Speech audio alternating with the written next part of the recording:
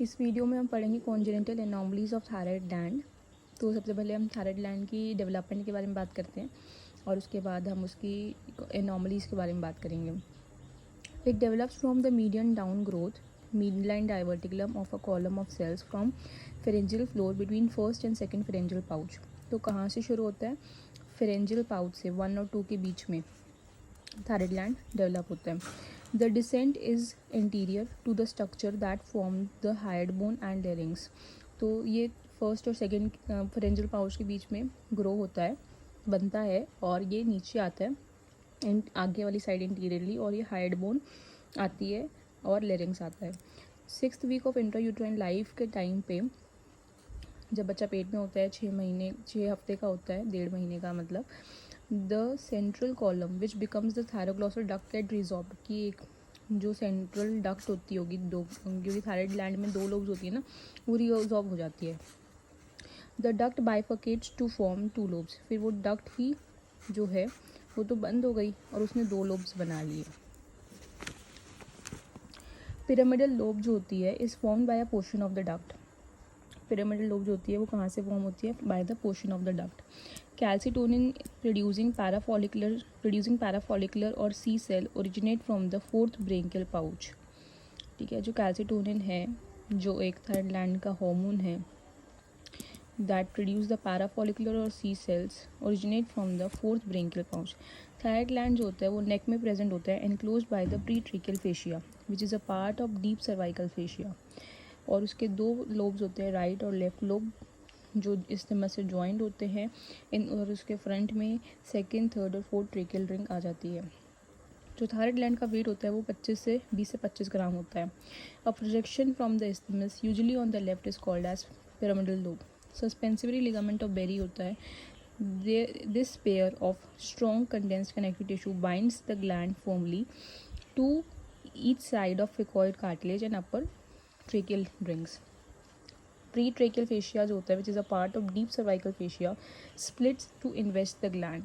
These structures, जो ligament of Berry और pre-tracheal fascia, they are responsible for the thyroid gland moving with deglutition. तो thyroid gland में आपको याद करने के लिए इसको कैसे करना पड़ेगा? पहला पॉइंट जो आएगा वो आएगा फेरेंजियल पाउच के ऊपर।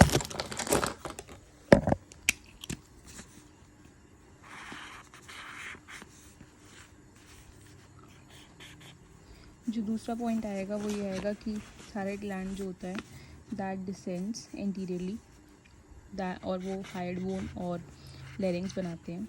6th वीक पे जो थायरोग्लॉसल डक्ट होती है वो ख़त्म हो जाती है और वही स्प्लिट हो जाती है, लोब्स बनाती है 2।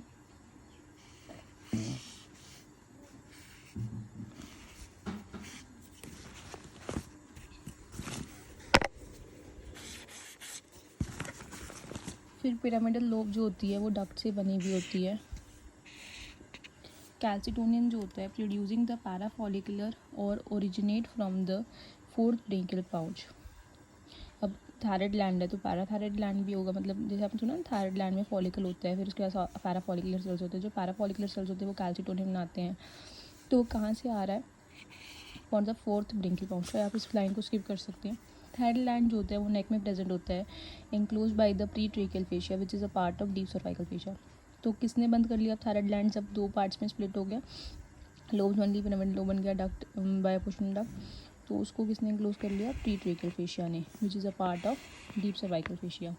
It has a right and left lobe joining by the isthmus. In the front क्या है? 2nd, 3rd और 4th ट्रेकियल रिंग है।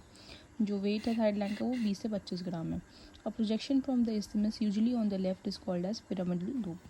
उसके बाद सस्पेंसरी लिगामेंट ऑफ बेरी है और प्री ट्रेकियल फेशिया के बारे में लिखा हुआ है कि सस्पेंसरी लिगामेंट ऑफ बेरी में क्या आता है? The pair of strong condensed connective tissue binds the gland firmly to each other, to each side of cricoid cartilage and upper tracheal rings।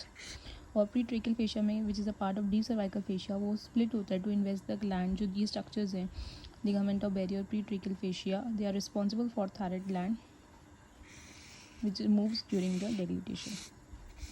ये जब थायराइड एग्जामिनेशन करते हैं ना, तब ये बहुत इंपॉर्टेंट पॉइंट है जो काम आता है। ठीक है, अब congenital anomalies of thyroid gland पे जो क्वेश्चन आता है, वो क्वेश्चन उसमें मेनली यही आता है कि थायराइड एजेनेसिस क्या होता है, कि फेलियर ऑफ इट्स फॉर्मेशन, इसमें आप थायराइड ग्लैंड के बारे में बता देना और लिख देना ये लाइन। लिंगुअल थायराइड क्या होता है? Lingual thyroid, a patient presents with a small swelling in the mid line of the tongue at the junction of interior 2/3 and posterior 1/3 of the tongue. जैसे ये टंग है मान लो, ठीक है, ये इसका इंटीरियर 2/3 है, ये इसका पोस्टीरियर 1/3 है, और यहाँ पर लिंगुअल थायराइड है, टंग के ऊपर स्वेलिंग है, small swelling. It could be lingual thyroid and aberrant thyroid tissue found in the region of foramen and cecum of the thyroid. Foramen and cecum represents the junction of the epithelial floor of the mouth with proximal portion of the thyroid glossal duct. तो foramen and cecum क्या है? एक ऐसा part है mouth का जिसका रिश्ता किसके साथ है? थायरोग्लॉसल डक्ट के साथ है। इसलिए ऐसे बोल रहे हैं कि यहाँ पे जो स्वेलिंग आ रही है वो क्या है? लिंगुअल थायराइड है कि थायराइड टिश्यू है ये। और रही बात फोरामेन सीकम की, फोरामेन सीकम क्या होता है? बेसिकली जो जब आप अपना टंग को बाहर निकालते हो तो जो फ्लोर ऑफ माउथ से एक लाइन ज्वाइन करती है टंग को, उसको फोरामेन सीकम बोलते हैं। और वहाँ पर क्या हो रहा है? Lingual thyroid. क्लिनिकल फीचर्स क्या है? कॉमन इन फीमेल 3:1, स्वेलिंग हो रही है टंग में विच is a classical location, form in consistency irregular, impairment of speech, बोल नहीं पाते ढंग से, डिस्फेजिया, खाना खाने में हजम होने में दिक्कत होती है, स्वेलिंग में पेन होता है, हेमरेज, एयरवे ऑब्स्ट्रक्शन, तो जो बेसिक फंक्शन है ना माउथ की, सांस लेने में प्रॉब्लम आ रही है, हेमरेज हो गया, dysphagia, impairment of speech, swelling in tongue जो फर्म इन कंसिस्टेंसी और रेगुलर है, and common in female 3:1 ratio. Diagnosis में क्या है? Thyroid scan, ultrasound of neck, technetium per magnet scan, it can detect ectopic thyroid tissue. Differential diagnosis में क्या क्या आएगा? Ectopic salivary gland tumour, gumma, haemangioma और लिम्फेंजियोमा। तो this is all about lingual thyroid. अच्छा, अगला है एबेरेंट थायराइड। एबेरेंट थायराइड का मतलब होता है रेट्रोस्टर्नल गोइटर। फिर आता है थायरोग्लॉसल सिस्ट। थायरोग्लॉसल सिस्ट क्या होती है? थायराइड ग्लैंड जो होता है, थायरोग्लॉसल सिस्ट जो होती है वो स्वेलिंग होती है नेक में, in any part of the line of the thyroglossal tract.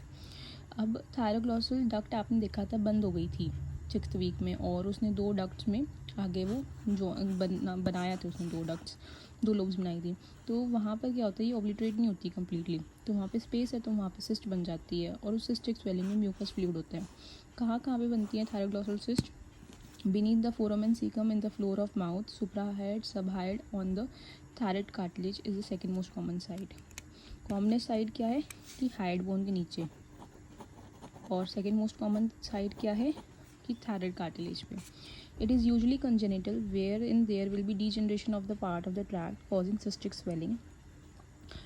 Normal thyroid जो होता है वो नॉर्मल लोकेशन पे होता है। Sometimes thyroid may not be in normal site but may be present in the thyroglossal cyst. It is tubulodermoid type of cyst. It is lined by pseudostratified ciliated columnar epithelium. Features क्या क्या हैं? Swelling होगी midline में towards the left. Moves with dilatation as well as with the protrusion of tongue. ये main important line है। कई बार ना clinical question आता है इसी पॉइंट पे कि एक स्वेलिंग है नेक में जो डेग्लिटेशन पे भी मूव कर रही है और टंग के प्रोट्रूजन पे भी मूव कर रही है, तो वो उसका एक ही बेसिक आंसर है, दैट इज़ थायरोग्लॉसल सिस्ट। कि टंग के प्रोट्रूजन पे भी कोई स्वेलिंग मूव कर रही है, वो थायरोग्लॉसल सिस्ट है। Patient is asked to open the mouth and keep the lower jaw still. Examiner holds the cyst between the thumb and forefinger. When the patient is asked to protrude the tongue, tugging sensation can be felt. Swelling is smooth, soft, fluctuant, cystic, non-tender, mobile, often transilluminant.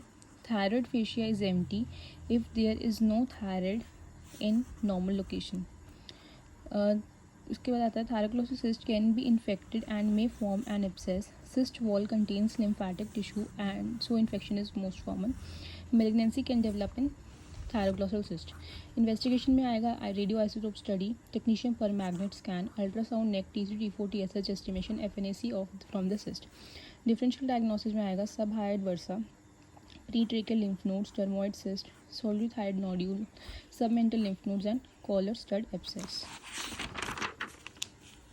इसका treatment क्या है? Cyst trunk operation कराते हैं जिसमें excision of the cyst and also the track up to the foramen cecum is done कि cyst भी हटा दो और ट्रैक्ट भी हटा दो, थायरोग्लॉसल ट्रैक्ट या डक्ट जो भी बंद हो जानी चाहिए जो नहीं हुई है, up to the foramen caecum is done, क्योंकि फोरामेन सीकम का किसके साथ रिलेशन है? थायरोग्लॉसल डक्ट के साथ रिलेशन है, जिसकी वजह से क्या बन जाता है? लिंगुअल थायराइड भी बन जाता है, which is also a congenital anomaly of the thyroid gland. तो ऐसे कोई फ्यूचर में कुछ ना हो तो आप दोनों ही रिमूव कर दो. Till that point is done along with the removal of the central part of the hyoid bone as the tract passes through it. Okay, तो ये सब था हमारे पास थायरोग्लॉसल सिस्ट के बारे में. Treatment, investigation, differential diagnosis, clinical features, site सब बता दिए. ये वाइवा क्वेश्चन रहते हैं कि थायरोग्लॉसल सिस्ट कहाँ कहाँ पे बनती है. ये मेरे टाइम पे शॉर्ट केस भी आया था. अब अगला आता है थायरोग्लॉसल फिस्टुला. थायरोग्लॉसल फिस्टुला क्या होता है? जब थायरोग्लॉसल डक्ट स्किन में ओपन हो जाती है, उसे थायरोग्लॉसल फिस्टुला बोलते हैं. So this is all about congenital anomalies of the thyroid gland. Thank you for enjoying this video.